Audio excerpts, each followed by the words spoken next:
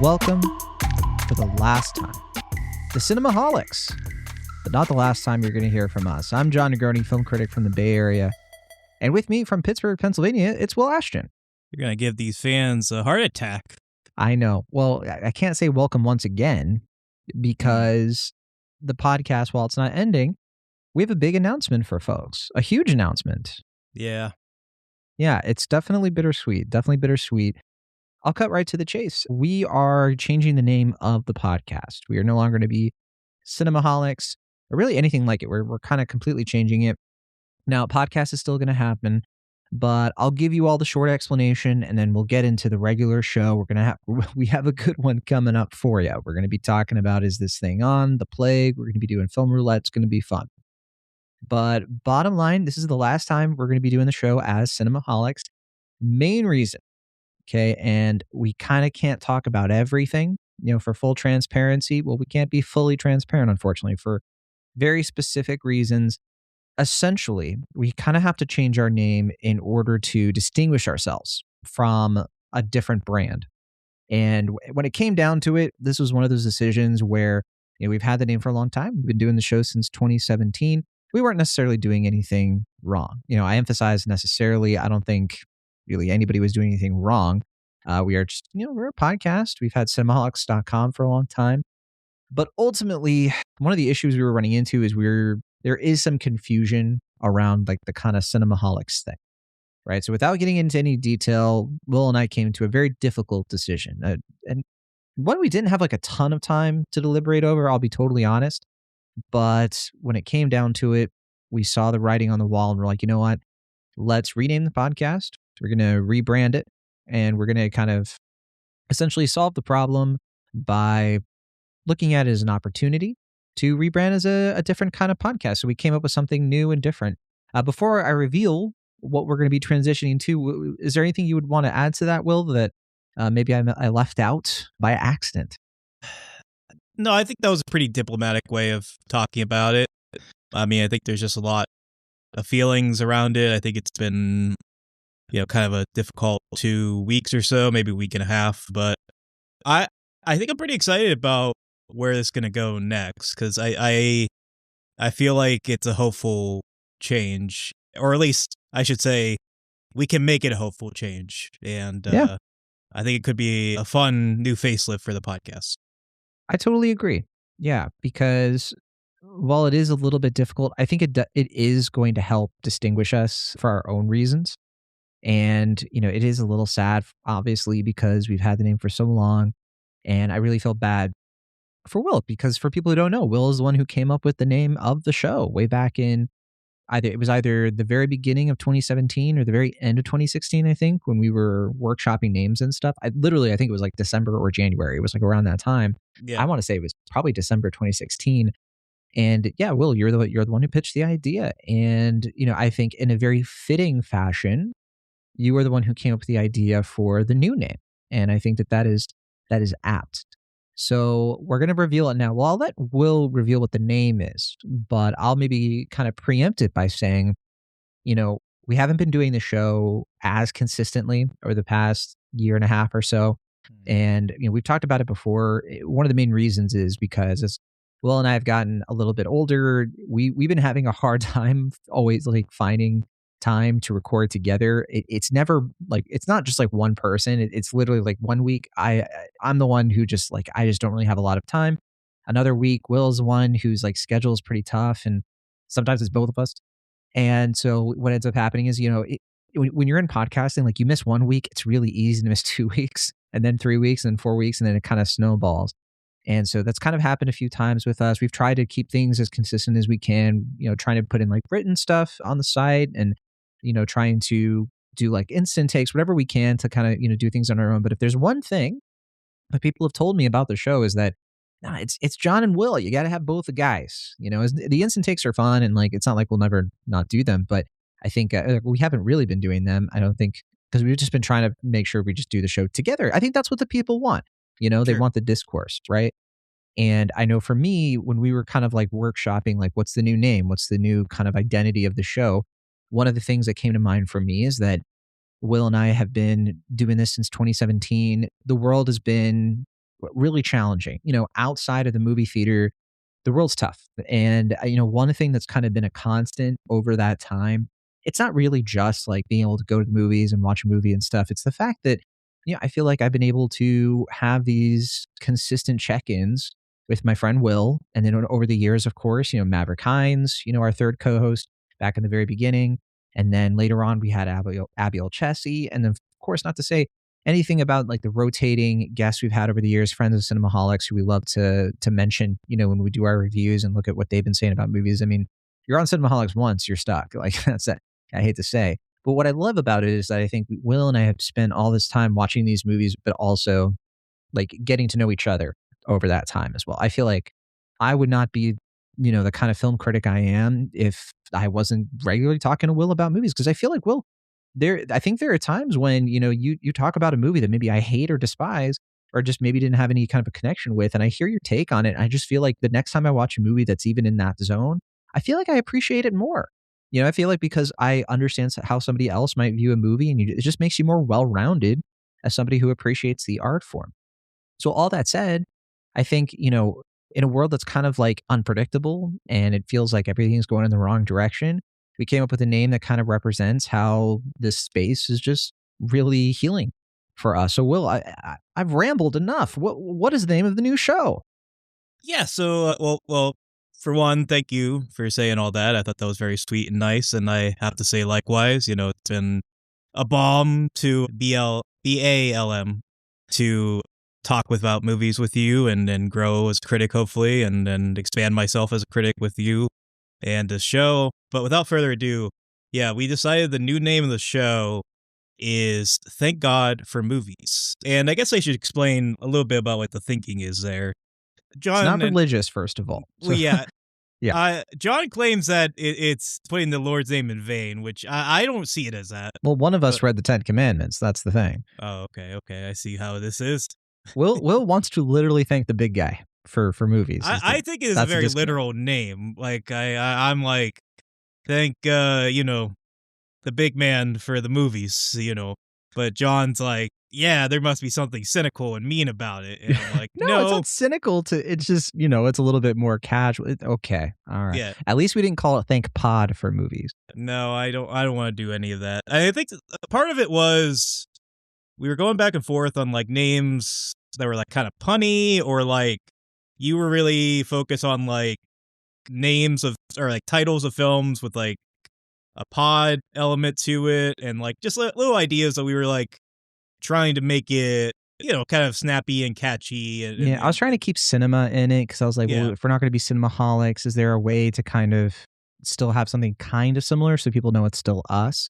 But then, and another thing too is that I will admit, like, I think times have changed since 2017. The whole concept of like being addicted to cinema, I don't think that's aged super well. So I think that's like another reason why I was a little bit like, I think there was always something maybe kind of tiny weird about like, because like, alcoholism is kind of a real thing. And so, not to be that guy, but I don't take it as, alcoholism per se. I know you can don't be addicted to different things. And again, maybe that's just me being more optimistic. You take the more cynical, like people, being addicted. Yeah, I'm just trying to be conscientious and empathetic, and you're being the Sigma, the lone wolf, the devil may care. Yeah. But yeah, when we were pitching names, this one I threw out, and this one I was pretty passionate about because, as John alluded to and mentioned a little bit, things are tough. I think it's just been really hard to be a person nowadays, and I kind of take going to the cinema, especially, as a sanctuary. I don't look at it necessarily in a religious fashion, but just in a cleansing kind of way. Like the idea of going to movies is a way to kind of shut out the world and appreciate art, appreciate human connection, empathy, all these things that I think people value and hopefully appreciate about film. And and I feel like this podcast has always been sort of safe haven to, just kind of let the world be its own thing. We can just, two guys are just talking about the movie, sometimes more than two guys, maybe any number of people are talking about the movies. And I feel like that sentiment is just kind of like the engine that's kind of driving. It's just like, thank God for movies, because, If all else fails, I got them, we got them, and hopefully, people can get behind that sentiment. TGFM. TGFM. Yeah, yeah. But I mean, yeah, when you hear "Thank God It's Friday," you don't usually think it's a religious thing, right? But I'm just saying. Right. And yeah, no, that's really what stuck out to me too.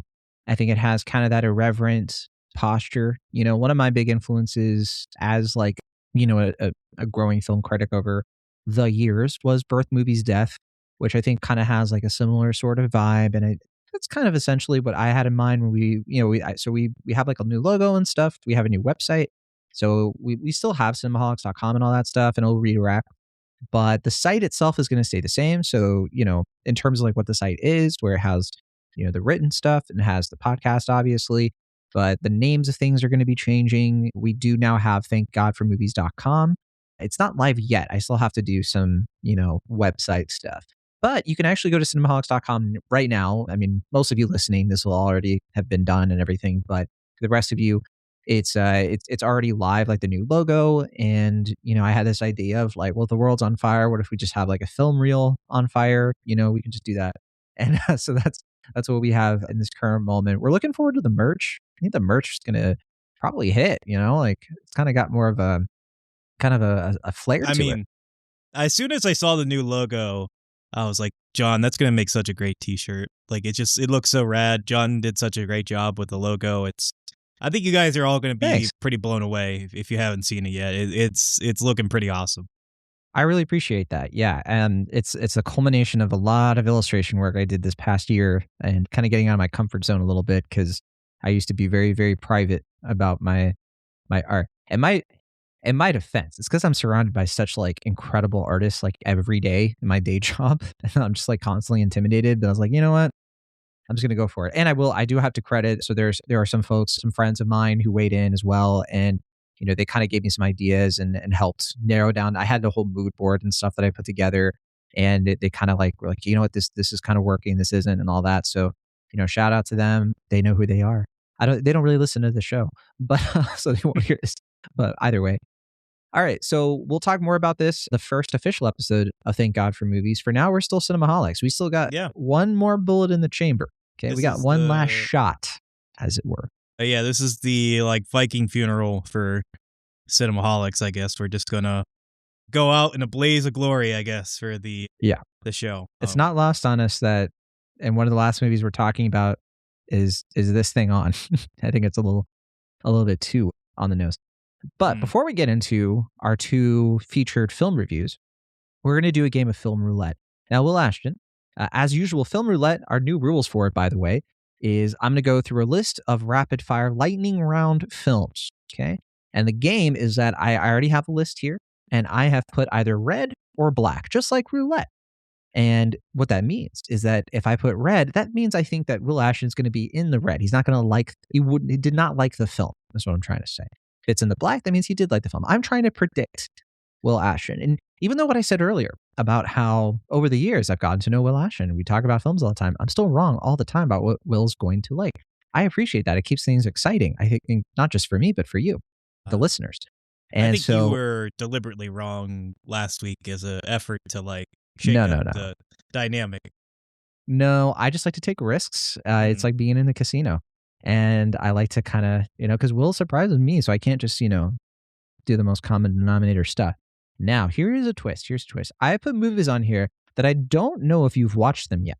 Okay. And I purposely did not like check because I don't want to like check your letterbox and stuff like that, because then, know, I might get an indication if you put like a heart or something. So I want to avoid all that stuff.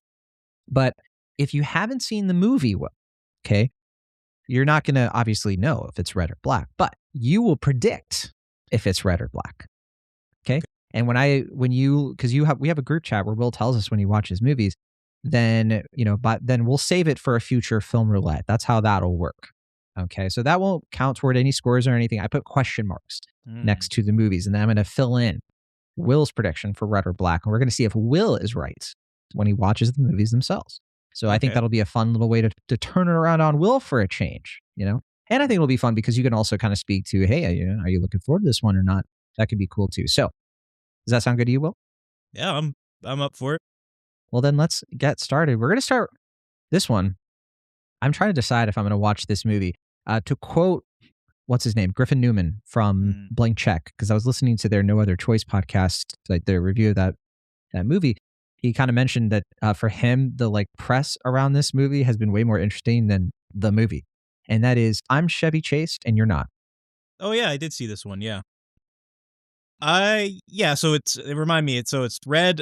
I don't like. Black. I do like. Right. It's a binary choice, 0 or 1. I'm gonna give this like a light black. Oh, I put red. Wait, light black. You mean like a pretty, dark red, right? Yeah, I mean, it's not like a film that I like loved, but I feel like I got more out of this than your traditional sort of film in this mold. And I think the reason is that, normally like movies like this, and I'm not trying to disparage recent examples, and some of these I haven't seen, but like there was like the Eddie Murphy one and then the John Candy documentaries, which I'm sure they're lovely films. I have nothing against those films being made and being like comfort food for people, but like I feel like there's just a generally accepted kind of opinion on those two comedians, and I don't think the movie's really meant to like kind of sway or do anything to change public opinion. It's just there to be like, a comfort food, to remind people of like what they like about those comedians, and that's totally fine. They serve their point, and I don't really have much interest in them. This movie was interesting because the conversation around the film was about how sort of contentious Chevy was, and how, there's like some conversation about like if he even is like deserving of this sort of acclimate. Like there's always been the classic Bill Murray criticism of him being a medium talent, which is just such a withering pointed insult for him. And yeah, I think it's a film that I think you can kind of feel a prickliness to it in the same way that you kind of do with Chevy Chase as a person. And I feel like it does make you a little bit sympathetic, but also kind of reminds you of like why he is kind of an ostracized figure, even down to a sort of like Tar-esque ending. It's like if Tar ended with like Lydia being like, you know what, I'm fine with this. This is okay. Wow. But like, yeah, I think it's the type of film where it's like more telling who is involved than who is involved. Do you know what I mean? Like, it's like none of the cast members from Community participated. Most people from SNL didn't participate. Some of his former co-stars did, but a lot of them didn't. I think a director from Community, like the director who was on set for when the big infamous thing happened with him and Dan Harmon. Yeah, he was. I forget his name. Yeah, Jay. The guy something. From Broken Lizard, who directed a lot of episodes of Community, and he's an interesting figure in the film. But yeah, I don't know. I think it's worth a watch. I think I got more out of it than not. It's just interesting how it doesn't really have a clear-cut portrait of him. I think as a film, it's pretty fine, but it's a worthwhile conversation starter in the way that these things usually aren't. It's a CNN film. I'm gonna watch CNN. All right, well, I'm 0 for 1. I will remind Melashton that these have to be a little bit faster. I think it's okay with the first.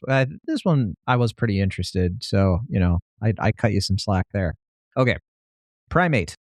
Haven't seen it yet. I'm excited. I heard it's fun. All right, so you're predicting black? Yeah, I think it's. I was kind of poo-pooing it when the trailer came out, but now I'm hearing it's like lean and mean. I'm like, you know what? I think I'll probably like this. This seems like a good time. All right, Palestine 36. Yeah, it was good. I would give it black. All right, I got that one right. I had a feeling you'd like that one. The Housemaid. Unfortunately, I was in the red on that one. I put black. That was my dark horse. I was hoping to be black on it. I mean, I was thinking you would be kind of like, against the grain a little bit there. Be like, hey, this is actually some cool, twisted fun, but I should have known better. I think certain people are in the right register and some people aren't. And I think like Amanda Seyfried and the guy from Drop, and It Ends With Us, Brendan Skeckler, whatever his name is. Couldn't tell you. Elizabeth Perkins. I think they're all in the right register. Sydney Sweeney's terrible in it, and I feel like Paul Feig doesn't really fully understand the assignment. He understands parts of the assignment, but I don't think he understands the full assignment. Sounds about right for him. All right, next up, Greenland 2. Haven't seen it. I remember liking the first one. We talked about it. Yep. I Well, think the I'm first gonna. one was fine. Yeah. Yeah, I thought it was effective. I think it had the surprise factor that this one wouldn't have. So I'm gonna guess if I see it, I'd be in the. What is it? Is it red or black? I can't. It's red. Red is right? bad. Red is bad. Yeah, Yeah, have you ever gambled? a little bit. I've done some gambling, All mild right. gambling, but yeah. You gamble every time you come on this show. Put yourself in the public ire. Okay, It's Never Over, Jeff Buckley. Oh yeah, I saw that a while ago. That was good. Is that a black? Yeah, it's black. Yeah, that was good. Okay. I wanted to ask. Okay, I got that one right. I wanted to ask about this one because I really liked it, from Sundance. It was one of my, not my favorite documentary, but I really appreciated it. I thought it was a cool watch. So for folks who are interested. All right, next up, Dead Man's Wire. Haven't seen it yet. Hasn't come out here yet. I'm excited to see it. I like Gus Van Sant. I think I'm going to be in the black on it. I hope I am. I was on the black. I've seen some folks who don't like it, and they have interesting reasons. When it comes down to it, I just like a lean, mean, cool 70s throwback, and Coleman Domingo's like my favorite thing about it, to be totally I didn't honest. know he was in it. He's in it. Yeah, he's a pretty major presence, not a spoiler to be certain. All right. Neza 2. I thought, is it Nija? It could Nija? be. Well, you saw the movie. I didn't. Yeah. Whoa. Yeah, you getting ahead of me, pal. Yeah, I did see that movie. Yeah, that's Well, in I the knew black. that. Yeah. Yeah, that one was in the black. I like that movie. I put red because my thinking was that What, you think I because don't it's the like... sequel and you didn't watch the first one, so I figured you might be confused. Whoa. I did watch the first one. I did my homework. Oh, I didn't know. See, yeah, Yeah, I'm not paying you- attention. Yeah. You thought wrong. Well, hey, look, it's one of the most successful animated movies of all time, so I should have known better. And it's the biggest one of the year too. Do you think it's gonna be nominated for best animated? It doesn't seem like it's Oscars? going to. I don't know if it was technically eligible this year, if it was technically eligible last, because it didn't come out That's a good point. in China. I didn't Didn't it come out see it. last year? Well, it did come up for some for your consideration stuff. And so I don't know if there was like a loophole or something, but yeah, I couldn't tell you. I don't think it would win because I think that category is usually favor to American films, but yeah. It's been broadening, I'll say. I don't know if to that extent, but I would say of the films that are rumored to be nominated, I'd probably put above at least two of them. All right. That's good to know. Okay. And then we just have two more. Eddington. Oh, good movie. Black. I knew that was black. I only knew because I know you're an Ari Aster sicko, and you'll never besmirch that man, no matter what. I'm just kidding. Good movie, relevant movie. I feel like, understandably, it was like one of those films that, like, I think, was divisive, and then it gained appreciation because of how it kind of ties to reality in a lot of darkly humorous and pointed ways. And then one battle after another came out, which is, like, understandably just a better film. And I think people were kind of quick to, like, be like, this movie ate Eddington's lunch, which, I mean, I think they're both good films, but, I think now, some of the reactions to recent tragedies have reminded people how pointedly accurate Eddington was. So, yeah, I think it's, I don't know. I think it has stickiness, and I can see why some people don't like it, but I liked it. I do have a feeling that this is one of those Tonight? movies we probably would have argued about very contentiously, even though our opinions probably weren't that different. I was hoping you were going to say that tonight's going to be a good night. Oh, maybe it will. I All right, one have a last movie. feeling. David. Oh, I didn't see that one. Have you heard about this movie? Yeah, this is the David versus Goliath film. Yeah.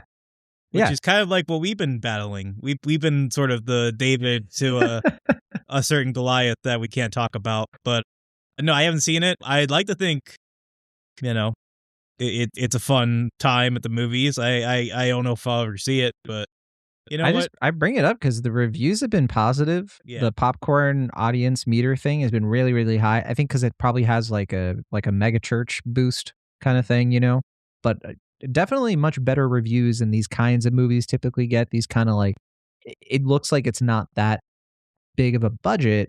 It's kind of like, made on the cheap sort of animated movie. It's from Angel Studios. Yeah. So, but the fact that I think it looks like a lot of the critics who did go check it out seem to be liking it. Well, it sounds like the folks who are seeing it are already saying the name of our newly Yeah. titled podcast because they're liking it and they're saying, There you go. "Thank God for movies." Wait, do you predict you're black or red if you do ever check this Uh, out? I don't know. I haven't seen any Angel Studios film. I don't know. I want to be positive with our new change. I want to say I'd be in the black. I like that. I like that. I always like it when we get positive, Will. And I'm positive. But it's time to move on from Film Roulette. Final tally here. Looks like I got 1, 2, 3 of these things wrong out of 1, 2, 3, 4, 5, 6, 6. So kind of the same. Oh, no, I did worse than last week. Really? There were fewer than last week. Yes, I got 3 out of 6. So I got half of them wrong. Whereas like last time I got only like a little bit less than half wrong. So I got a lot to work on, clearly. All right. Let's do our first film review of the day. Let's talk about Is This Thing On? A movie, by the way, that I keep struggling to say correctly because I always want to, it's like a nervous tick. I want to say, is this thing still on? Is this thing still on? I don't know why. I don't know if it's because there's some kind of like idiom or phrase that my brain keeps telling me is the right one, but it's literally, I have to try to say, is this thing on? Like it's hard for me. I don't know. I mean, that could be the title of the sequel. Is this thing still on? You mentioned that when I got it wrong in the group chat. Yeah. You roasted me gently.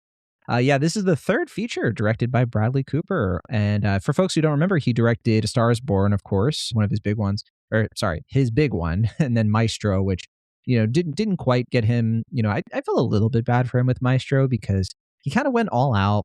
It didn't really work out though. It maybe because of like the Netflix movie aspect of it, but it just seemed like a movie that kind of came and went. I have a poster of it on my wall because I like the poster. Wow. It was lauded, at least critically. It got like Oscar consideration. That was about it, right? Like, it's a very This Had Oscar Buzz kind of thing, huh? Well, it did get nominated, right? So it wouldn't be eligible for This Had Oscar Buzz, right? Did not This Had Oscar Buzz like leaves out? Okay. Oh yeah, have you never listened to This Has Oscar Buzz? No. I've been really busy listening to Cinemaholics. Sorry. Oh, okay. It's a good podcast. No, the whole conceit of the podcast is that they only cover films, or at least usually only cover films that got Oscar buzz but never end up getting any Oscar nominations. Very fun. Yeah, I was thinking it was more of like it had Oscar buzz, like people thought it was going to do better. No, at the Oscars, but it's been like forgotten. But in this case, like I didn't think you couldn't even get nominated. Okay. I mean, maybe they'll broaden the rules or have already. It's been a little bit since I've listened, but I know originally it was only films that were like in conversation but didn't actually get nominated. I gotcha. But third film after A Star is Born and Maestro. Unlike those films, which are, I mean, they're big films, they're operatic, they're very public explorations of ambition. Is This Thing On is deliberately smaller. It's a relationship movie. It's a middle-aged movie, or a movie about people who are middle-aged. It's a kind of what now movie. And the film stars Will Arnett as Alex Novak and Laura Dern as Tess Novak. They're a married couple whose relationship hasn't exploded so much as quietly eroded. There's no dramatic inciting incident or big betrayal, just two people who wake up one day and realize they've drifted so far apart that they don't quite recognize the life they're in anymore. Alex is facing middle age and an impending divorce. He's finding himself gravitating toward the New York stand-up comedy scene in response. And it's almost accidentally. He's using these open mic nights as a kind of emotional pressure valve. He doesn't seem interested in fame or reinventing himself as a comic. The movie doesn't really go down any of those kind of cheap lanes. He just kind of wants to talk to people. He wants to say the things he hasn't been able to say anywhere else. Tess, meanwhile, is reckoning with a very different kind of loss. She's a former elite athlete, volleyball to be specific, but she stepped away from that life in order to raise a family. Now she's staring down the question a lot of people in this position avoid. What parts of myself did I give up to make this new life work? And how do I get any aspect of that back? What's interesting to me about the film is that it treats stand-up comedy less like a career arc and more like a therapy session, which isn't totally new or anything, but it is a fun avenue to go down story-wise because, like therapy, stand-up comedy is very messy. It's awkward. Sometimes it works. Sometimes it absolutely does not. And the film isn't necessarily interested in glamorizing comedy. In fact, some of the most uncomfortable scenes involve Alex totally bombing in front of rooms full of strangers who don't know or care who he is. However, the film kind of does these moments in a different kind of way where it's less about the bombing and more about the navigating yourself through it. Cooper co-wrote the film with Will Arnett and Mark Chappell. The story is actually inspired by a true anecdote about a man who processed a breakup through open mic comedy and accidentally found his way back to the life he really wants in the process. But the movie resists tidy reconciliation. Instead, it asks a harder question: can love and commitment evolve into something new, or do we only know how to mourn what those things used to be? Stylistically, this is Cooper going a little bit more intimate and invasive than he has in the past. It's shot handheld by Matthew Libatique. It's framed in a boxier aspect ratio. The camera often sticks pretty close, sometimes uncomfortably so, especially in the stand-up scenes. Cooper even made the choice to keep Alex framed mostly in profile very early on, so it only lets us fully face him once he finally starts to step on stage and says, "I think I'm getting divorced," is like one of the first things he says in his first bit. It's a very subtle little trick, but I really liked it. It's doing a lot of emotional work. The supporting cast is stacked in a way that feels pretty intentional. We have Andra Day, love seeing her, better known, I guess, as a singer, but, she's done some acting, of course, over the years. And she plays one of their friends who's kind of stuck with her own resentments. Cooper himself plays this eccentrically kind of wise guy named Balls. Easily my least favorite character in the movie, and I wish he was not in it. It did not work for me at all. Christine Ebersole and Ciaran Hinds play Alex's parents. And then we have a whole kind of ecosystem of comedians populating the comedy cellar scenes. And I loved these scenes so much. Amy Sedaris is here. Love to see her. We have some like real working comments that they brought in. It just really gives those sequences a very lived in authenticity. But what I personally found the most compelling is that Is This Thing On isn't really about saving a marriage or blowing one up or anything like that. It's actually about learning how to sit with discomfort without turning it into a punchline or a catastrophe. It's a film about staying loose, staying vulnerable, and letting things be unresolved long enough for something honest to emerge. But this is very much a feels movie. It's kind of understated. It's a bit observational. It's going to land very differently depending on where you are in your life. So that said, I want to throw it to you, Will Ashton. What was your experience watching Is This Thing On? Did it work for you emotionally, or did that looseness push you right off the stage?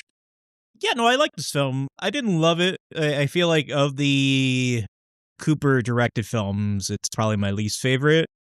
And I think maybe it is the fact that it's not quite as grand as in its ambitions, and it's a deliberately kind of smaller film, which I'm not against in principle, but I was a little weary about the stand-up component of the film, because I know more often than not, whenever stand-up is depicted in dramatic films, it tends to be, I don't know, just for lack of a better word, a joke. Like, it's just that, it just kind of ends up being insincere and then not true to like what it is really to be a comic. And not to say that I have a ton of experience with it. I was going to say, I have experience doing stand-up comedy, and I have a totally different opinion to you on this one. Yeah, I mean, I've very briefly done stand-up. There it is. Got the truth out of you eventually. But yeah, I mean, I think this movie's certainly better about than a lot of the films I've seen. I think one of my favorites and one of the more accurate I've seen is Mike Birbiglia's Sleep Walk With Me. Yeah, I feel like that movie is like more accurate. I think Obvious Child's a little bit more accurate than like some of the other ones, but like there's always like what's the Tom Hanks own Punchline, where they have like locker rooms in the comedy. Like, there's always going to be Big Sick. I think is pretty good. Which one? At capturing this. The Camille Nanjiani. Oh, the Big Sick.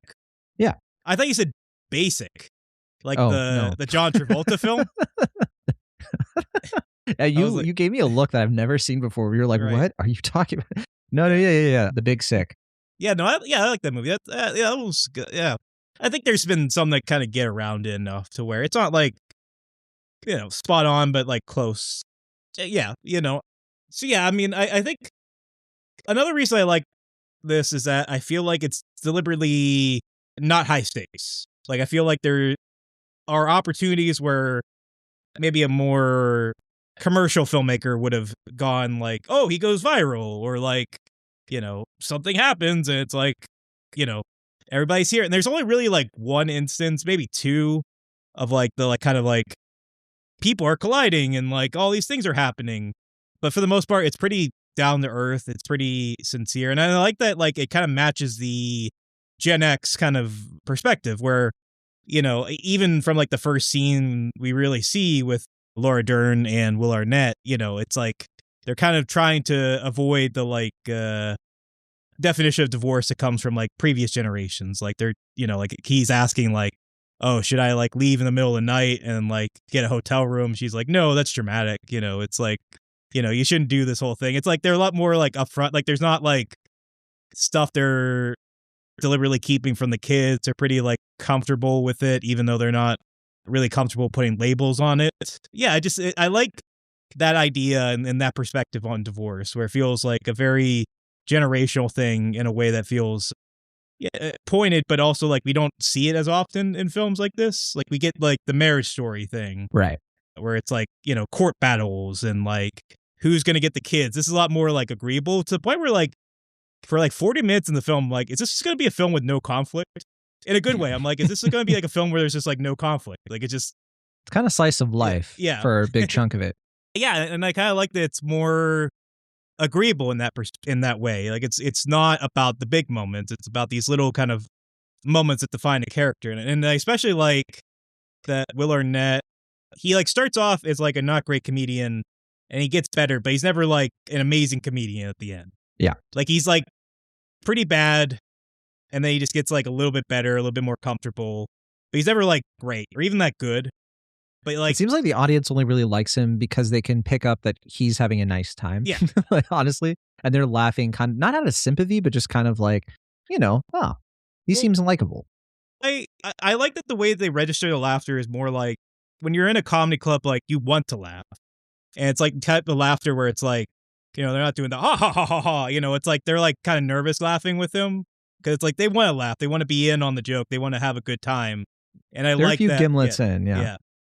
Yeah. And I like that. Like it's, you get some actual comedians here and they feel pretty natural to it. Jordan Jensen is the one I recognize the most. I've seen her special and I thought she, incorporated some of her material into the film well. I'm not as familiar with the other comedians, but they looked familiar. And a lot of them are just more kind of like local, like they really plucked out some folks who were, well known locally or regionally, but just, not like household names, which is kind of nice. Yeah. And it's like not distracting.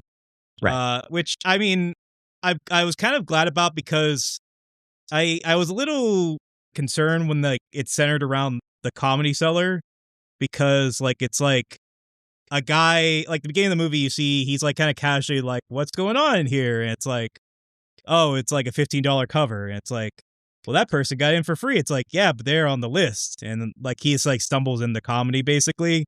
But like if you do that, the Comedy Cellar would be like, what's this rock and roll music you guys are playing? It's like, oh, well, you sign up, you can perform. What's this place called? CBGB?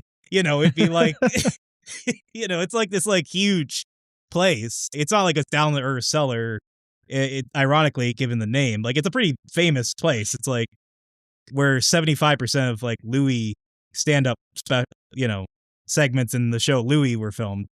And I was thinking about Louis a lot during this movie because it does have kind of a similar feel to like the first season of Louis, where it's like, that first season was a lot about like Louis C.K. like only really feeling comfortable on stage, and like his personal life with his kids and his ex-wife is like, imploding, but like he can find harmony on stage. I feel like that was very similar. But I know you thought of different shows watching this than I did. Yeah. Well, yeah, because I thought of Marvelous Mrs. Maisel. That's a good comparison. Yeah. Which, because it's kind of the similar, like, person gets on stage to kind of process this traumatic thing that happened to them. But of course, this is, I think Marvelous Mrs. Maisel, it's like a fairy tale. It's a fantasy show, right? Like, it is that kind of like she becomes a super successful comedian. She's like insanely good at it from the very beginning because it's a fable. It's not trying to be that kind of grounded thing, right? And it works for that purpose. But also, I mean, I wonder, I don't know if I would have liked this more or less if I had never seen BoJack Horseman, but I think I probably would have liked it more because it was hard for me to not think about BoJack Horseman while watching this throughout. There were not a lot of moments when it's something about the way he's playing the character, and it's not necessarily a bad thing. Like, it's not like I don't like thinking about BoJack Horseman, but there were times I didn't feel like this got out of that shadow, if that makes sense. I mean, we're kind of getting into something I felt about the film, which is like, I felt like it had a lot of cinematic qualities, but it also kind of felt fairly TV to me in a weird way, like especially seeing it on the big screen. I think you watched it on a screener.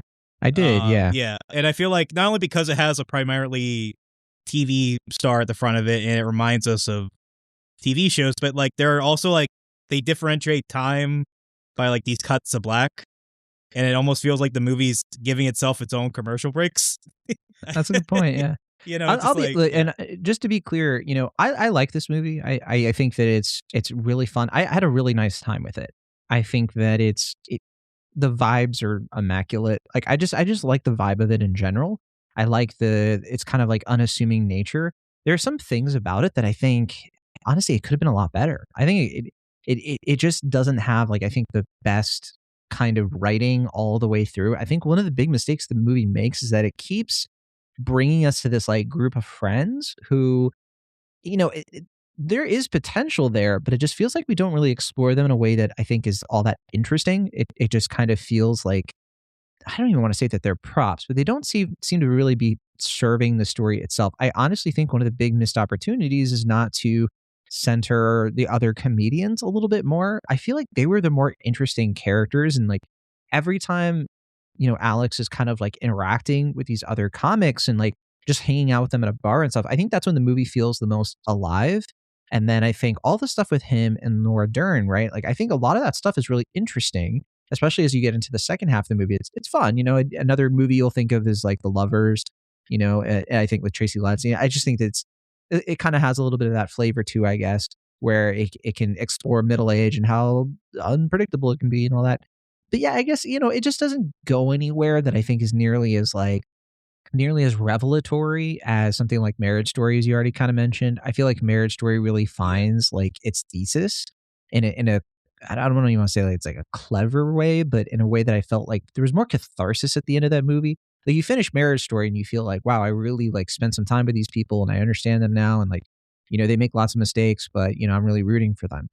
This movie, it was a little bit more TV, I guess, which maybe that's not a bad thing, but it did kind of leave me wanting in a kind of a mixed way of like wanting more of like I wish this could have been more, but also like I liked a lot of this, and I could have kept watching another 20 minutes or so, but not anymore. That Bradley Cooper character, he was so annoying and stuck out so much to me. I mean, ooh, he was just a cartoon character, more so than any character I I saw in BoJack Horseman. I loved his character. Really? I thought he was the best part of the whole movie. He really bugged Uh, me. What'd you like about him? well, I mean, I will say before I get into that, just real quickly to tie it to what you're saying, I do kind of get what you're saying with the friend group, where it's like the movie is so often trying to be grounded in like an emotional realism and like a factual quality to it, that like the friend group kind of verges into like sometimes intended, sometimes unintended sitcom-y territory, because like it kind of feels like rich people trying to write real people. It's like what I call like the Larry Crown syndrome, where like Tom Hanks tried to make a movie about like a real person, but he's been rich for like 30 years. Yeah. So like that's why Larry Crown is Right, like right. a strange movie, because it's like this is what people are like, right? And it's like, no, you haven't been in a suburban household for 30 years. No one's like this now, or ever was for That's what that makes matter. Yeah, that's what makes Paddleton all the more impressive to me. sure. Yeah. And Palestine, yeah, that's a good movie. That That is really gets nothing. how like aggressively normal people can be. Yeah, well, that has nothing to do with Tom Hanks though. But I'm just saying because like it has people in it who I just think no, I know, yeah. Anyway. I get what you're saying.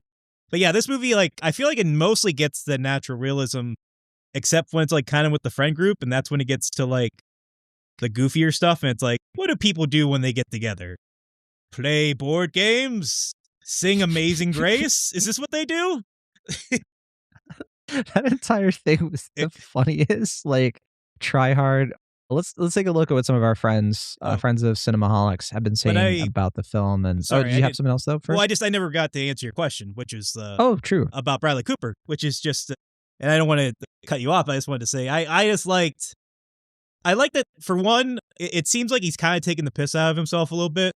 Like he's always been like since The Hangover, he's kind of been regulated to like the very serious actor who's like Dungeons and constant. Dragons, I think, kind of showed, and I also mean, he's that was Rocket Raccoon. I feel like, well, I mean, the part of the reason, and I like Maestro, and I think it's kind of got a bad rap because people wrongly and maybe a little rightly were just like, oh, here's Bradley Cooper just trying to get that Oscar, like he's just like going for straight Oscar bait. And I like that this is a movie about like a guy who has like these preconceived notions of being this high-minded actor, but like he's just doing regional theater and like a bit role in like a show. And it's like he has nothing really to justify that sort of ego, but like he just has like this kind of like actor brain from like smoking too much weed and like being a weirdo.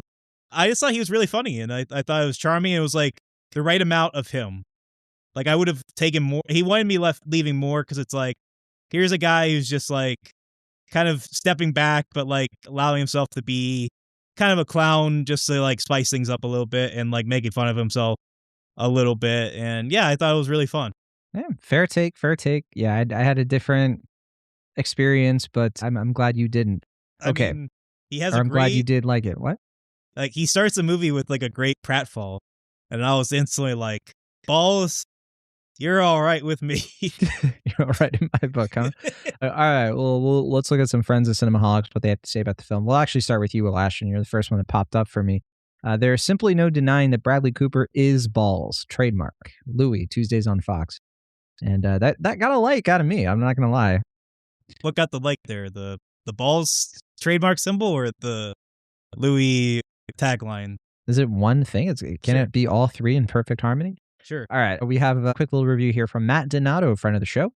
And he gave it 3.5 stars. He said, there's a loosey-goosey appeal to Bradley Cooper's Is This Thing On that I appreciate. It's as messy as its subject matter, and which he describes as complimentary. And the line, get an effing hobby, find your effing happiness, is a strong stance so many need to hear. Water your grass. Arnett and Dern navigate their marital woes with hope and grace, who are adorably broken together. But there's this scattershot feeling and cheap pop optimism here and there that holds the film back. I liked it after trying to love it. A touching addition to Cooper's catalog, though I can't see it being mentioned with his best if he continues to direct at this clip. I pretty much agree with all of that. I think, yeah, Donato and I are kind of on the same page almost exactly. Yeah, I mean, I think he deliberately kind of wanted to scale down. Maestro was like a passion project for him. I feel like it took a lot out of him, but like Cooper really seems to be dedicated to directing. It feels like he's kind of doing like a and good for him. Favor for two of the three smartless guys. I was wondering, you know, do you think Jason Bateman felt slighted not being in this? Because you got Sean Haynes and you got Will Arnett. That's true. Hey, maybe he couldn't make the scheduling. We don't know. Well, he's got a lot of projects going on. So because I did listen, I haven't listened to that much Smartless, but did you give him a tough time? What was that? Did he give Cooper a hard time or something? Or No. Will Arnett. I didn't realize this, that Will Arnett was like a really key person in his life because he helped Bradley Cooper with his alcoholism. Like I didn't realize they were so close, like until that episode.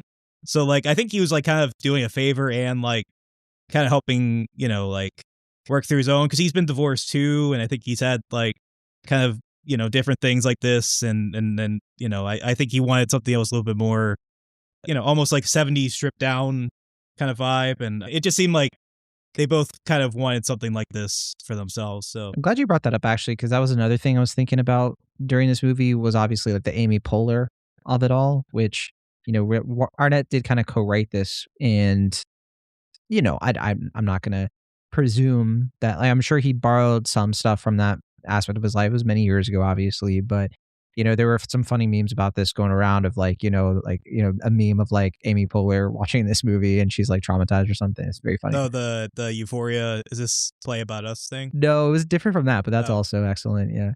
All right. So here, this is from a friend of the show, Corey Everett, and he gave it 2.5 stars. He said, I like Bradley Cooper as a director and think he's going to make a great movie someday. But the first 40 minutes of A Star is Born is still the best thing he's ever done. While I appreciate the downshift from prestige fare to smaller scale dramedy, he absolutely nails some of the details and completely fumbles others. The ending is especially rough. That is something I didn't get to. I don't like the ending. I think the ending is really lame. Like, that's the only way I can describe it. It's just kind of like lame. Like, whatever. Try again. I feel like there was an ending that would have been really cool that ends with like a last confrontation between Will Arnett and Laura Dern. It would have been like a kind of Kramer versus Kramer kind of ending, and I think it would have been nice. The ending they picked is very tidy and neat, and I get that ties back to beginning, but it felt too clean and conclusive to me. I didn't like that much I either. agree, yeah. And it's a little cringe. It's a little cringe. That's all I'm saying. Friend of the show, Isaac Feldberg, gave it 3 stars. And he said, achingly funny and well observed in the most unassuming manner, blessed with wonderfully lived-in performances by Arnett and Dern, with Bradley Cooper as Balls. He says this is achingly funny. This isn't a movie I ever laughed at, not at or with. I never found it funny. I think I just kind of enjoyed the ride, but I was never kind of like that as a humorous moment. Do you go to comedy clubs and have a glass of whiskey and you're like, yes, I'll drool while not laughing? What are you talking about? Well, I feel I don't know. I guess the closest I came to being this is fun. I actually, you know what? There were some of the comedian bits that when they were doing real stand up and stuff, I was like, oh, that's funny. But I don't know. It wasn't really within the story. So I was hooting and hollering with Balls. So I was like, I know this guy, he can come to my dojo anytime he wants. He's a cool cat. Corey Woodruff, friend of the show, best friend of the show, of course. He just gave it a review. He said Peyton Manning is in this movie as not Peyton Manning. That was another thing. What? I wasn't going to give that away, but I don't care. I feel it's so irrelevant, but also it sticks out so much. Why Peyton Manning? I was going to say, we saw Marty Supreme, and that's filled with any number of surprising and bizarre casting choices. And then you have this, which might have the most bizarre and random casting choice I've seen from any 2025 film. So, I'm with you. He was fine. I don't really know why he was cast. He wasn't on the Eagles, right? He wasn't on the who? Was he a part of the Eagles? No, the Indianapolis Colts. Because I feel like Bradley Cooper, it's his whole thing now is that he's directing or he's in commercials being a professional Eagles fan. And so, I didn't know if that was a reference to him being a big Eagles guy, but you're the football guy. I'm not the football guy. Well, if I recall, I'm pretty sure the Eagles wanted to sign him as a free agent at some point, but that's about it. But that's going back 15 years. Okay. Oh, who else we got here? Oh yeah, so Kristen Lopez, friend of the show, gave it 2.5 stars, no review. And then we have Alex Billington, who gave it 4 stars and a heart. And Alex wrote, this might just be the best of the films directed by Bradley Cooper so far. At least he's getting a little bit better. Some seriously funny stand-up jokes that had me full on laughing. Will Arnett handles Alex quite well as the entirely lost middle-aged dude navigating his potential divorce. And what am I doing with my life questions? Even though I was scoffing during most of the film, thinking about it after, I would say I enjoyed it and the comedy of it more than his other 2 films before. But it's still not anything truly great. My biggest complaint is the camera work. I guess because Cooper is an actor himself, he's so obsessed with framing every shot as a handheld close-up on his actors, so we can really see their faces doing all the acting work. But this gets annoying when almost every single shot in the film is like this.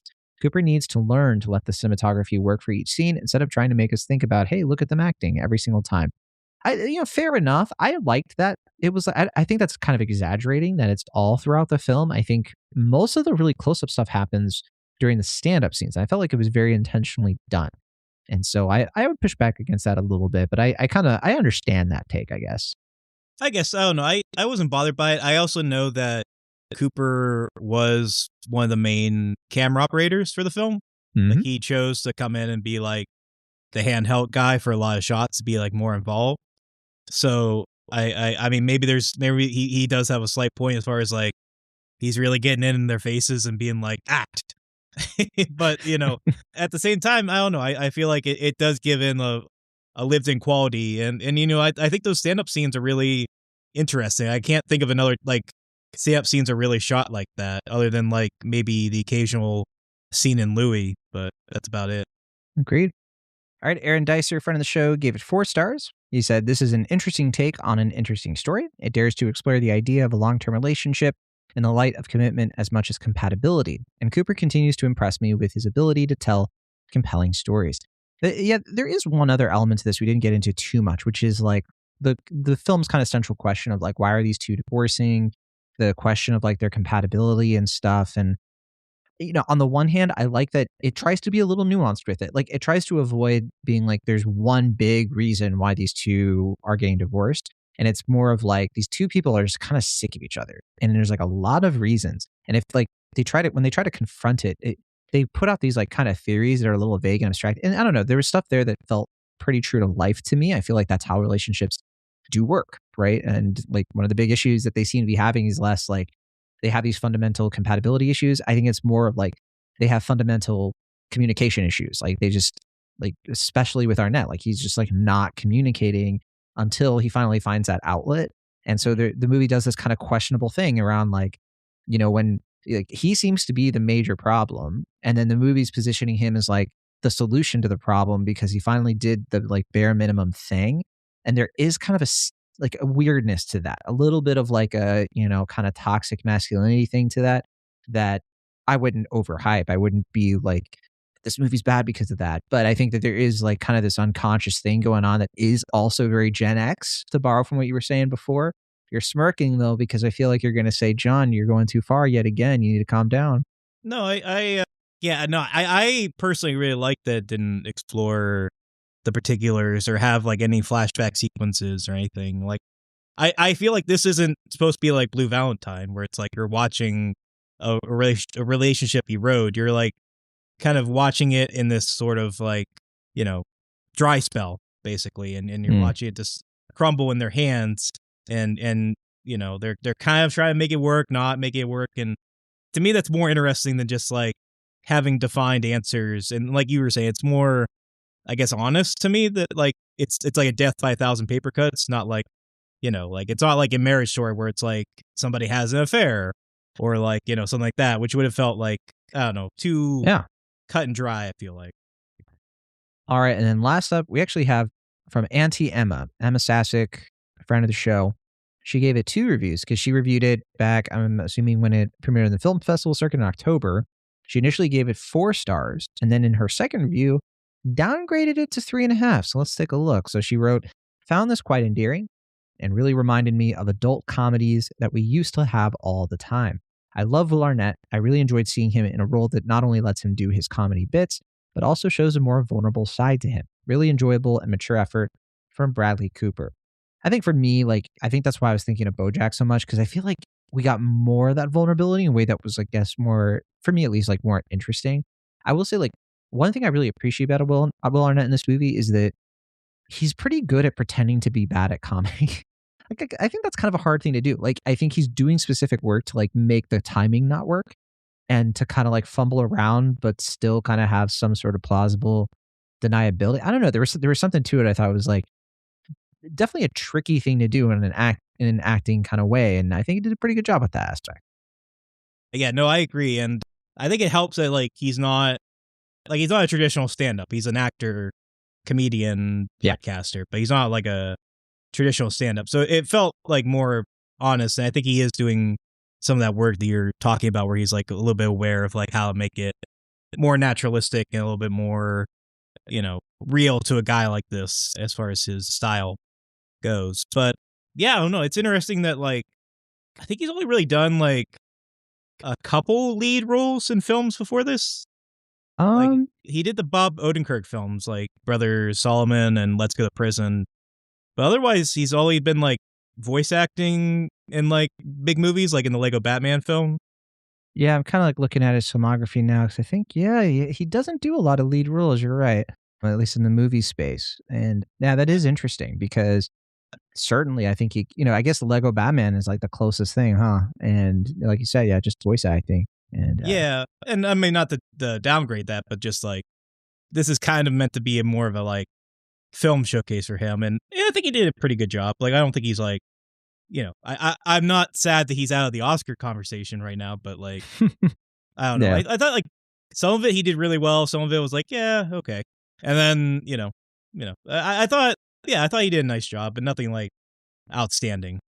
So as I mentioned before, Emma downgraded her 4 stars the second time she watched the film not too long ago in December, and she gave it 3.5. And she said, I think Bradley Cooper will eventually win an Oscar for a supporting performance because he can easily become the most delightfully surprising and wonderful part of any movie when he pops up here and there. This is a great example, as is Licorice Pizza. Yeah, I remember liking him in Licorice Pizza. It's a fun turn. But I take it back to Dungeons & Dragons. That's one of my favorite Bradley Cooper cameos. My least favorite Bradley Cooper cameo, definitely the Joe Rogan Experience. That was a big L. No, Licorice Pizza, definitely a good example. Yeah, I loved him in Licorice Pizza. I thought he was one of the few good things in Dungeons and Dragons. Yeah, I'm sure he's done You other supporting. monster. I'm sure he's done other supporting roles of late. I think back to like Wedding Crashers and stuff that he was like a supporting role in that. Is there anything recently that he's done? Superman. He just Yeah, kind of showed up. that's a cameo, I guess. Like it's not Yeah, really yeah. like a Anyway. All right, we got another movie to get to. All right, before we go though, Will, what is your prediction for the Rotten Tomatoes score? We have 144 reviews. What do you think it got?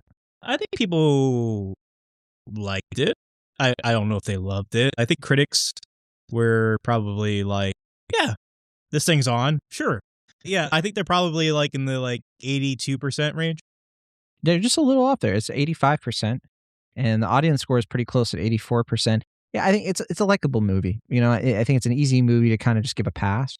I think that there's almost kind of like a sadness probably for Cooper though, because I just remember a few months ago, like maybe September, August, like this was definitely a little bit more buzzy. Like I remember people being like, is this going to be one of our best picture front runners? Because they were thinking Bradley Cooper, you know, he's got kind of this big thing coming.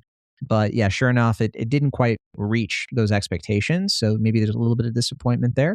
I But mean, you know, it happens. yeah, I've been hearing people say that unless this or Testament of Van Lee like somehow works their way into the Best Picture nominees, this will be the first time in like 20 years that a Searchlight film hasn't been nominated for Best Picture. Pretty wild. Yeah. Yeah. All right, but let's talk about a film that's not from Searchlight. Let's talk about The Plague. The Plague. All right, so this might be one of the most unsettling coming of age films I have seen in a while, and not because it's loud or flashy or anything like that. No, this is one of those movies that just really, really gets how deeply uncomfortable it is to be 12 years old in a way that makes me annoyed. Not the way that makes me dislike the movie, but you know, this is the feature debut from writer-director Charlie Polinger. It's set almost entirely at an all-boys water polo camp in the summer of 2003. Will has a continuity goof for you folks coming up on that. The protagonist is a kid named Ben. He's played by newcomer Everett Blunk. And, you know, he's kind of just like a regular kid in that he's socially anxious. He's freshly dealing with his parents' divorce. He's just kind of desperate to fit in. He just wants to belong. Now, if you've ever been that age, you're probably being like, all right, so what is this, like a horror movie? Because that's what it sounds like if we're dealing with, you know, this kind of situation. Well, at the camp, Ben is drawn into a cruel tradition targeting an outcast boy named Eli, who has this kind of blotchy red skin condition that the other kids refer to as the plague. Maybe it's eczema.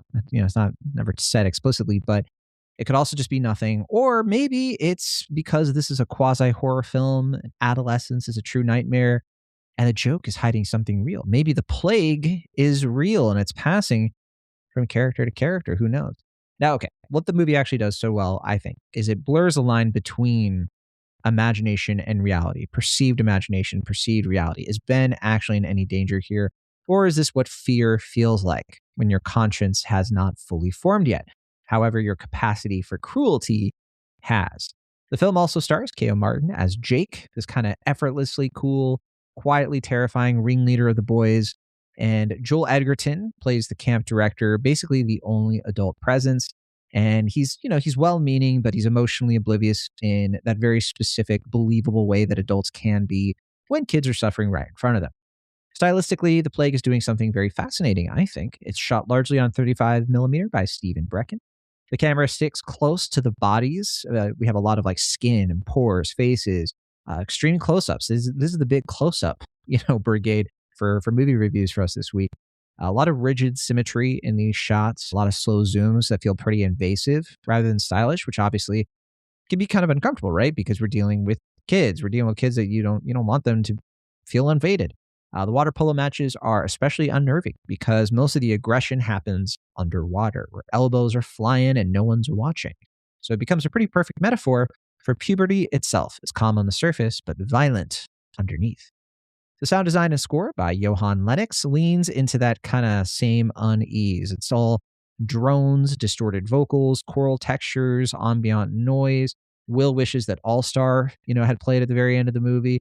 And it's often hard to tell what is music and what's just the world pressing in on Ben's headspace. The movie feels very immersive in a way that's almost claustrophobic, because after all, it's water polo. Thematically, The Plague is really about complicity, I think. It's about how cruelty doesn't start with monsters, real monsters. It starts with kids who want to be liked. It's about toxic masculinity, another theme of today's episode, before toxic masculinity has a name at this age.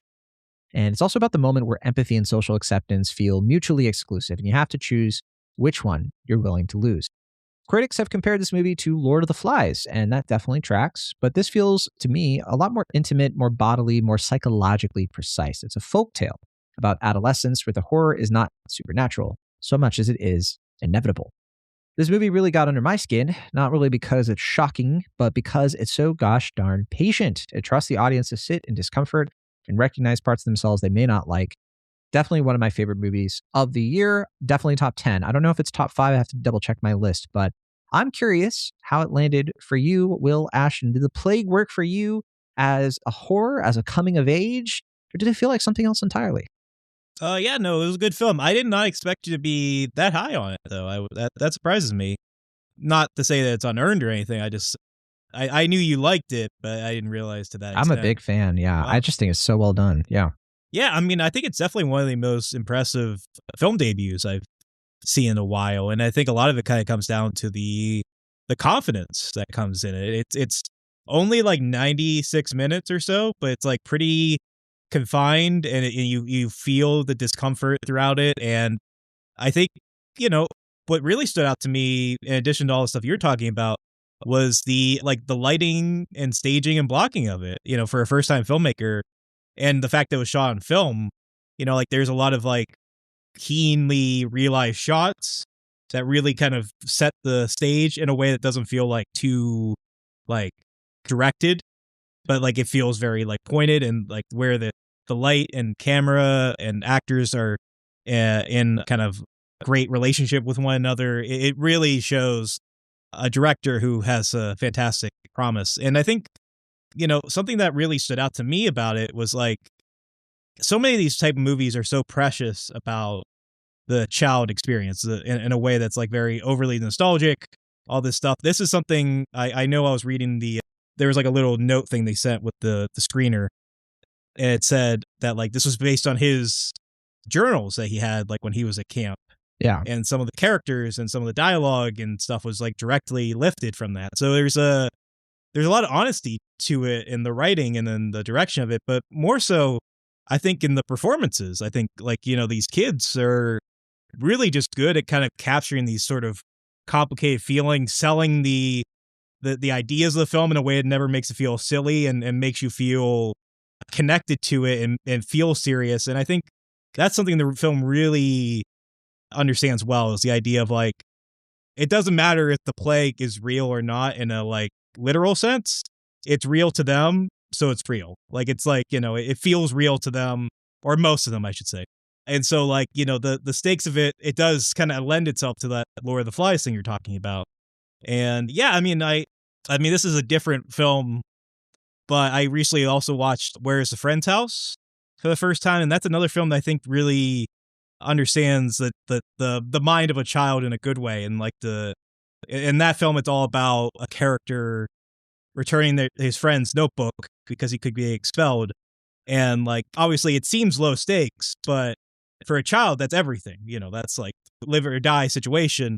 And I feel like this movie, in a much more body horror sort of way, has a similar kind of feeling where it's in the grand scheme of things, this doesn't feel like life or death, but it is to them. And you have to feel that.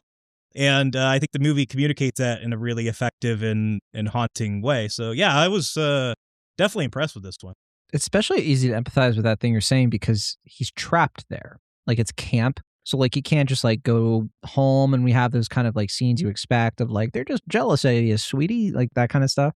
He's Yeah. No, he's in a really tricky situation because he has to navigate these social boundaries and everything in one wrong move, And you can just kind of tell the mental math that Egerton's character is trying to do, where he's all right, I have to be careful what I say. I have to be careful what I do because I could make the problem worse.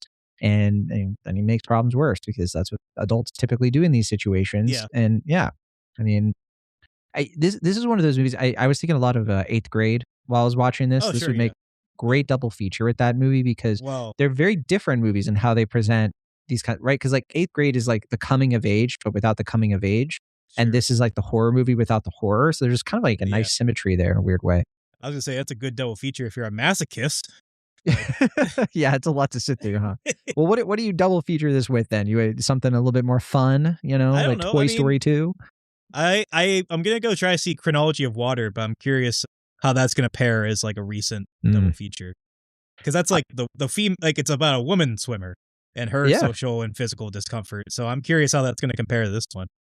I think where this movie really gets me is that it's a fun reminder, that when you think about your youth, sometimes like you kind of fall into this mental trap of like wishing you were young again and wishing you could go back to that time when you didn't have like responsibilities and all the stress and anxiety around being an adult. And this is one of those things that's like, you're in nostalgia mode because this time of life is, often very traumatic and frustrating, and you don't know what you don't know. Even if you went back to that age with everything you know now as an adult, it would be torture. And this is one of those like reminders why, because you are just like, you are so out of your depth, no pun intended, all the time. And there's just something about something about the way this movie captures this kind of like flailing, in these Mm. situations and how to deal with things and like kind of vacillating between like, I want to be a nice person. I want to be a good person. I want to belong. I want to do both. I want to do this. And like, what am I doing? And all of that just really registers for me. And then you can just kind of tell that Charlie Polinger, like he really wanted to make this movie. There's no wasted second in it for Mhm. me. I just really appreciate that this is like one of those examples of a director who was like, I want to make this specific kind of like thing. Here it is. Yeah, and I feel like that's what's so effective about Joel Edgerton's role in the film is that there's like all these opportunities for him to be a like after school special sort of character. He kind of tries Yeah, to at a few points, right? but like I appreciate that like in theory, yes, like he's been through similar situations, like he wants to help, but like there's no real like there's almost sort of like tribal aspect to this where it's like you're never gonna stop this from happening. It's just such a prime human sort of thing, and it's like There's this assumption that they're going to figure out themselves, right. right? And like I don't know how to really talk to this kid. I feel like that. Like I have nieces and nephews, I have like, nieces and nephews who are literally this age. And it's just like you feel kind of blocked. You feel like what can I even offer in terms of advice? They're not going to listen to me. But like what do I do? Like in my case, right, I'm not their parent. I'm their uncle. So like I'm very limited when it comes to credibility on these things, right? Sure. I need your help, Lashin, is what I'm trying to say. What do I I'm just kidding. Well, yeah. Yeah, I mean, I have to say was not expecting one of the best villains of the year to Oh man. be a 12-year-old kid with a floppy mop of hair. That But that kid just the flashbacks I was having. I know exactly who that kid was in my middle school. what I like about 100%. what I like about that performance and that character is that like he's not like, with the exception of maybe a couple scenes, he's not like comically evil. Like he's a person that has been like probably bullied by his brothers, and like that's his understanding and relationship to masculinity, and it just feels very like real and like twisted in a pragmatic kind of real Yeah. way. He's not bigger than the other kids. Right. He's not full on Well, Joker. He's just kind of like he just knows how to be like the center of the attention without being the center of attention so much that he draws too much ire to himself. It's a very specific thing. and he's like well, also he's shorter and he's younger than most of them, which is another fascinating detail. It's That's like what I'm saying. I know yeah, this kid. Like that was such a specific kind of kid because he has this like emotional intelligence. He can like see through the matrix of like what these kids are going through, and he's able to like come off like he doesn't care, right? And just be able to control it however he wants. And that it's a nice little reminder like you don't have to be bigger than the other kids. You don't have to have the raw power dynamic of everything. You can just have that gift, and other kids are like, weak around you, not sure what they should do. yeah. Even when there is like aggression, it backfires. Yeah, and I thought it was just like really keenly observed stuff. And a credit to the director here that like he, there are avenues in which, kind of similar to like, is this thing on, where it's like, you could have done the more trope heavy thing. And it does something more grounded and specific. In this case, it's a lot more eerie and unsettling for that reason. And I feel like that's really effective. Yeah, and I felt so much for that kid, Eli. My gosh. I mean, it just so much empathy and all, just like, I know that kid. I know all the kids in this. That said, did you really see yourself though, like identifying with the main guy? Because like I felt like, that wasn't really me when I was that age. Like I don't think I was like that. Like I was definitely like socially awkward. Don't get me wrong. But I feel like there was something about his position and like the kind of social hierarchy that I felt was like, there were times when it did stretch credulity for me a little bit, because like I didn't fully grasp his deal at all times. And obviously I think plenty of other times he was like relatable and stuff. But what was your read on that? I think it's pretty smart about how it handles it. Like he's pretty normal for the most part, but like there's just like key things That's that what I'm like, saying. I wasn't normal. Yeah. I was but like, freaking Eli. but I mean like there's like things that like in the broad scheme of things aren't like that different, but like in the tribe mind, it becomes different. Like, oh, he's from Boston, so he says things different. So now that's different. Oh, he's a vegetarian, so now that thing's different. And I feel like what I like is like, I don't know, like there could have been more direct ways to tie this to a metaphor. Like they could have had like one of the characters be explicitly like homosexual, or like maybe, characters being ostracized for like different reasons, like maybe race or creed or something. But I like that it's just like very innocuous things that like, it's just like, it's literally nothing, but like to them, it's everything. And so I feel like that's like such a poignant thing to like realize. And like, like the fact that like someone being from Boston and saying things funny can be like such a crucial like dividing factor in this world, and in a way that doesn't feel like it's like everything and nothing. It's just like all these little things. If you're just different from these guys, these suburbanites, in just one key way, they're gonna latch on to that and pick it and eat it, let it eat at you until you're consumed, I guess. Yeah, and I was interested to see like, okay, so the movie takes place in 2003. I feel like it didn't have to. I feel like it could have just been like any time and it still works, because they do kind of like some stuff from like some of those like inside jokes from, because like this literally, that was like we were that age, like Yeah. 2003. I was literally 12, 13, and oof, I just registered. And I remember during that time, like the whole like, okay, like stuff like that, Yeah. or people were like, Dave Chappelle jokes and all that. So like, but regardless, I think like you could do that. Somewhat like eighth grade kind of has, for example, like LeBron James, like that, which these things kind of mark it in time, however it needs to. But did you feel like the 2003 was like kind of necessary? Because I feel like, then you don't have like the technology aspect of it. You could write that out of the story if you need to. I feel like you could still get a movie like Inside Out 2. It also takes place around a camp, and like it also doesn't feel like a movie that has to be 2023. It could just kind of be whenever. But I don't know. I guess I appreciated that at least it had some kind of sense of setting or time that didn't get in the way of the story, if that makes sense. I mean, I'm assuming the filmmaker is around our age. Yes. And I feel like that just, if it's such a personal film, I think he just felt like, this is like what I know, so I'm going to make it about that, rather than like try to, make it the present and like maybe not like, cause like I think if you get those kind of details wrong, that's a way for like the holes to get into the ship.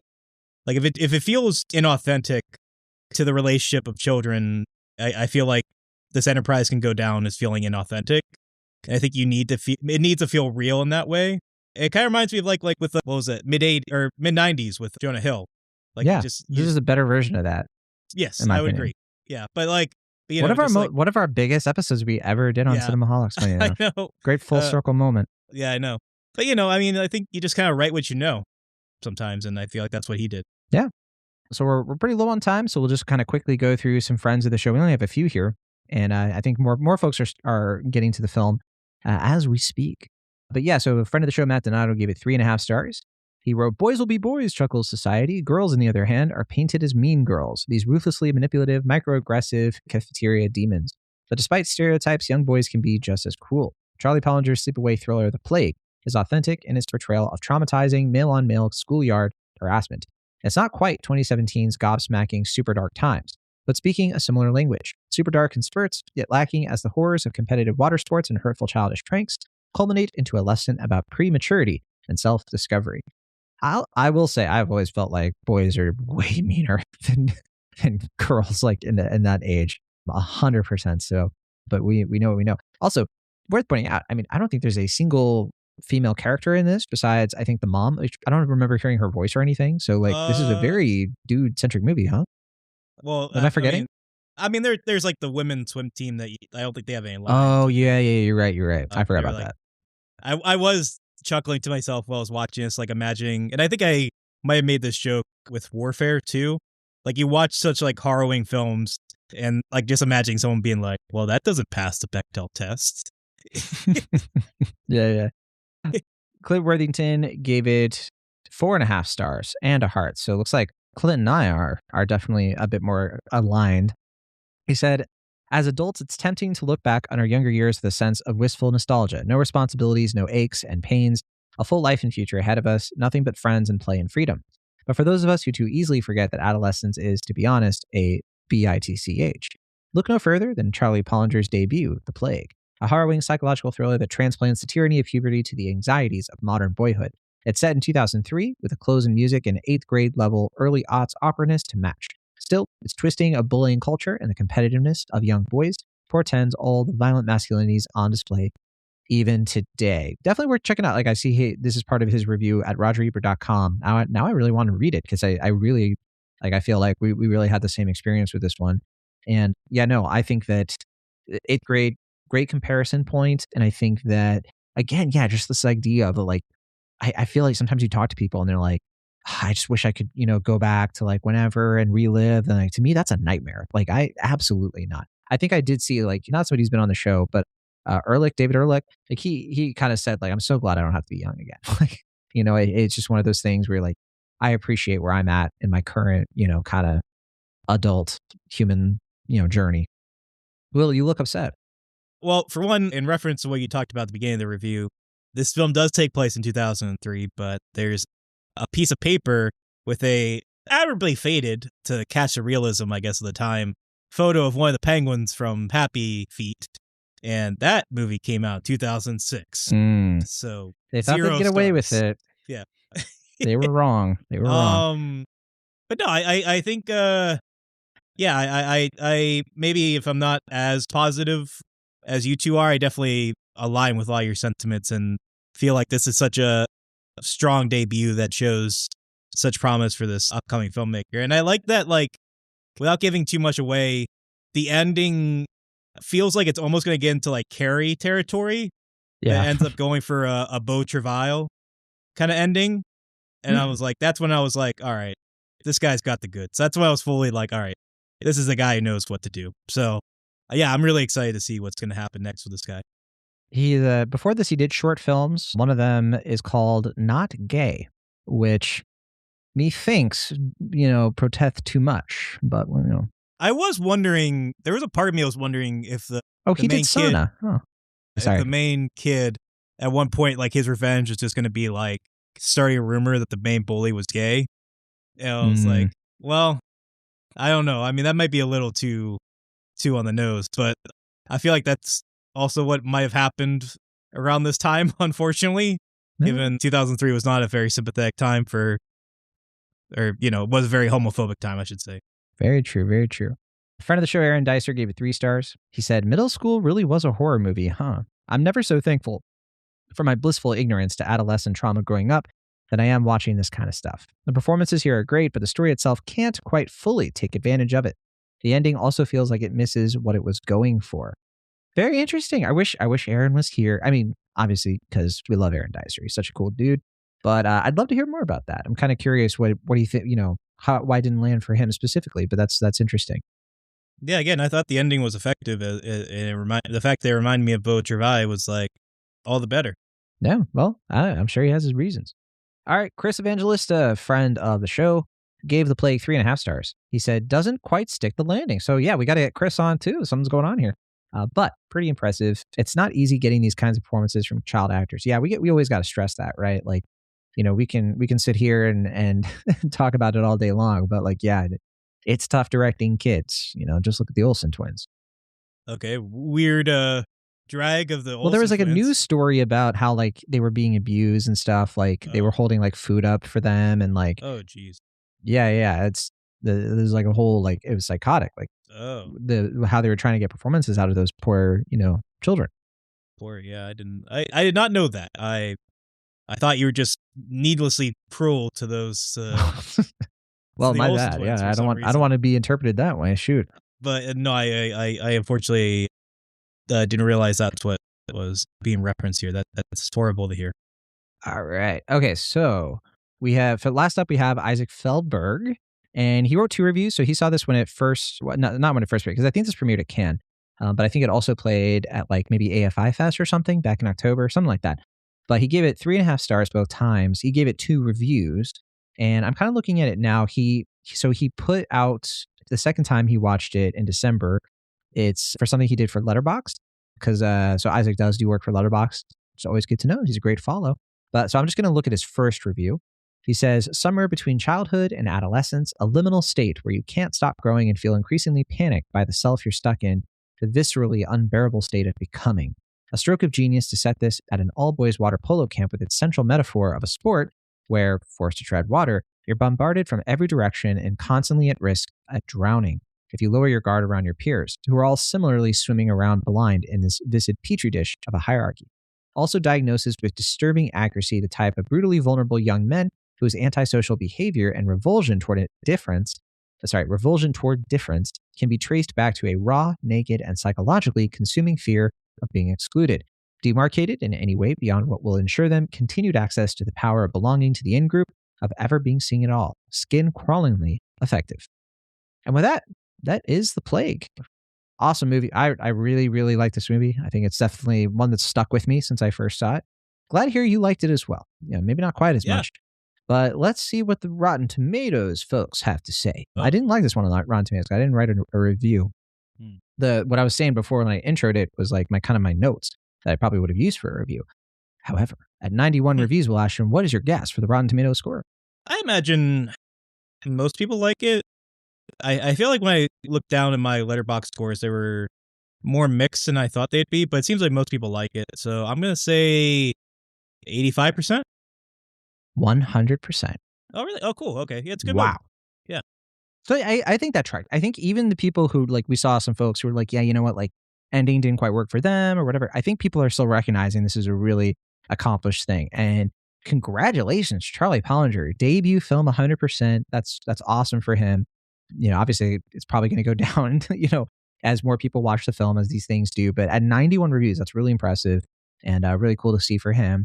Now, the popcorn meter, the audience score, is a totally different matter. It's 61%, which I don't know why necessarily. I guess people went to go see it and were like, the skin stuff grossed me. I don't know. But hey, what are you going to do? It's more of a psychological kind of horror for most of it. So I can understand if you're expecting like a more direct kind of horror film, maybe that's some people were thinking it was, and it's a lot more heady than that. So I can understand. Did you watch the trailer? I did. I don't remember it fully, but like I remember the trailer makes it seem like there's like more like dun dun dun dun dun dun dun, like stuff's gonna happen like constantly, and it's like Yeah, I could see people maybe feeling a little hoodwinked. Maybe pretty fair. But I feel like you were saying, it's not like any moment's really wasted. So I don't know. I mean, that must be an expectation thing if that's what the issue is. All right. Well, that'll do it for this last week of Cinemaholics, as known as Cinemaholics. Just kidding. We have a third bonus review. Let's talk about People We Meet on Vacation, now on Netflix. Oh, wow. And Will, you're staring at me in horror. Yeah, I haven't seen this one. I'm glad you didn't bring it up in the roulette. Yeah, no, I saw this one. Did you like it? Oh boy. No. You're in the red. It's a terrible movie, but I enjoyed every second of it. And it ruins the book. The book is so much better. I hate to be that guy. It is one of those cases where it's like, if they keep adapting Emily Henry books, this is not how you do it. But I think Emily Bader is really good in it. and I had never seen her in anything before. And I'm like, hey, who is this person? I think she's like a British actress. She's really cool. I think she could be doing some fun stuff. So, hopefully this is a nice career bump for her. I don't know if she's been in much else. Is she the next Daisy Edgar Jones for you? No. I mean, okay. Not even close. I mean, I like, they're totally different registers, but she does have more charisma. I think there's that to say. Harsh. All right, but actually, we're done with Cinemaholics today. Thank you so much for listening, and thank you for listening to Cinemaholics in general. When we come back, we will be a different show in terms of name, but it's still going to be the two guys, two buddies. So don't worry about that. And we'll, of course, at the end of the show, as always, say, from the Internet, California, I'm Jon and Will. And from the Internet, Pennsylvania, I'm Will Ashton. Cinemaholics forever. See you next time. Yeah.